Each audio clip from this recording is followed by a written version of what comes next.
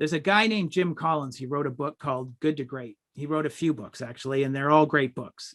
One of the things Jim Collins says is you got to get great people on the bus.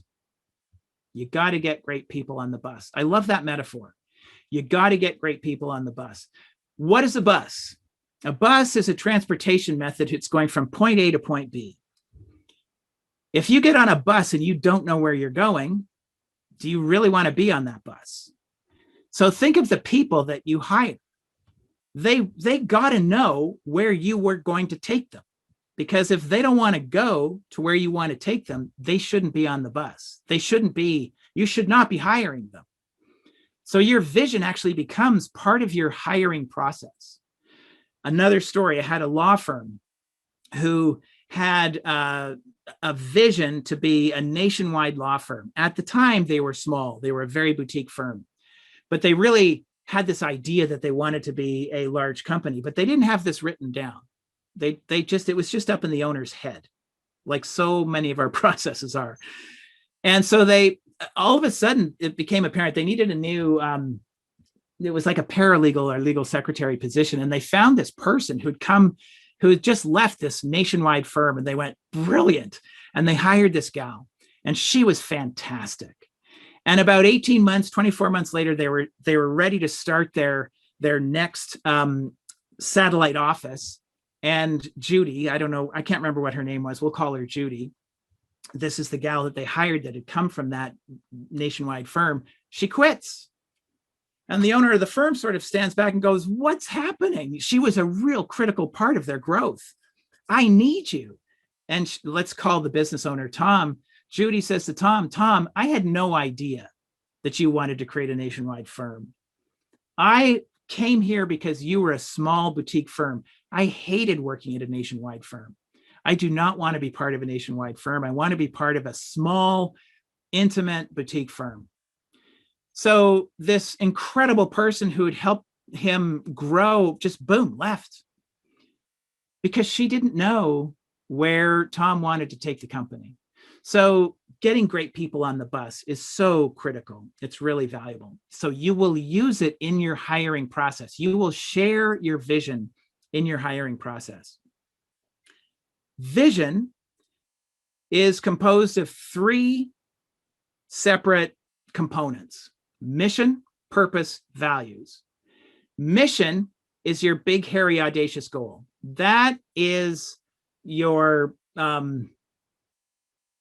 nationwide firm with 50 satellite offices all across the country. That and with generating $100 million a year in revenue at a 25% net margin. The numbers, actual ideas that can be completely defined in terms. It's sort of like the numbers from your business plan in a sense.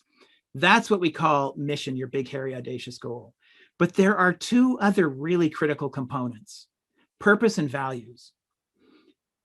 You're going to see all over the place, find your why.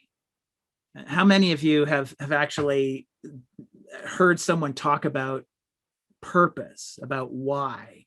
What is your why?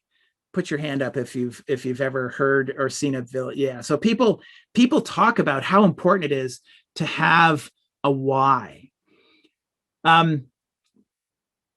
A why is, why did you start this company? What's behind it? What is it that brings you to the table every day? And I'll share with you my why. It's a little cheesy. It really, frankly, let me tell you that a lot of the business owners I meet with, some of you are here on the call, when I ask them, why do they want to systemize their business? They tell me things like, I'm working 60, 70, 80 hours a week. I'm killing myself. Or I never get to be with my kids. I've got an 8-year-old and a 5-year-old, and they're doing all this cool stuff. Their mom gets to be with them, but I never get to be with them. Or I'm planning to sell this company, but I don't have time to try to figure out how to do things. So there are all these pain points, and they're real. It's like I had a conversation with a business owner yesterday, and he was just I won't say he was almost in tears, but he was literally, I'm going to have to come home after painting today, and I'm going to have to do paperwork till 9 o'clock at night. I'm going to miss dinner with my family. And this is what it's like often 4 or 5 times a week. That's painful. You shouldn't have a business to do that. What I said to him is, why are you painting? You should have painters painting. If you're painting, you've got a job painting. You don't own a business. That's a whole nother story. So what is my purpose? I hear these things, and there's a poem by a guy named Ralph Waldo Emerson. And what he says is, at the end, to live a successful life is to have made a difference. I'm paraphrasing, to have made a difference in one person's life, to know that one person that I've touched has succeeded is to have lived a great life. And when I say that, just there, I almost choked up, because the reason I do this is I really think I can make a difference in your life. That's what gets me out of bed in the morning. That's why I do this. I really believe that all this stuff that we've synthesized together, if I can help you pull this puzzle together and help you build this systemic foundation, I think I can cure your pain. I really believe that. So that's my why. When I'm not feeling that great in the morning, and it's a Wednesday morning, and I think, I've got to get up, I got to get to work, I sort of remember what I do, and I love what I do. And so I share that with my employees. When I'm hiring an employee, I share my why. And if any of my employees are cynical about that, you can usually tell. But if my employees don't believe in my why, if they don't sort of share my why, if they don't also believe that the work that we're doing here can change people's lives, they shouldn't be here. If they're cynical about it, if you have employees who work with you and they are cynical about your vision, your mission, your purpose, your values, you need to have a conversation with that employee. Cynicism is a cancer in your organization, and you want to get rid of that cancer. So you will use your mission, your purpose in your hiring process. Values. What do you hold sacred in your organization? What are the 6 to 8 values that you hold sacred in your organization? One of our values is we check our egos at the door.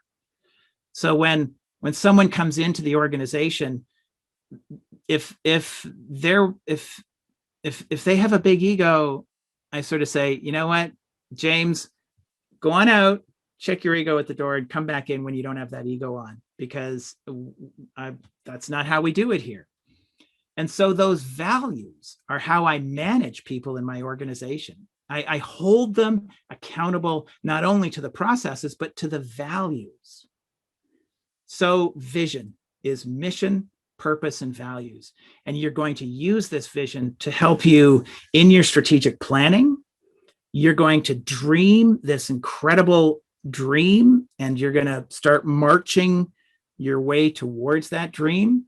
And you're going to use your vision for hiring. You're going to use your vision for managing and holding people and yourself accountable. I have another story to tell in a moment.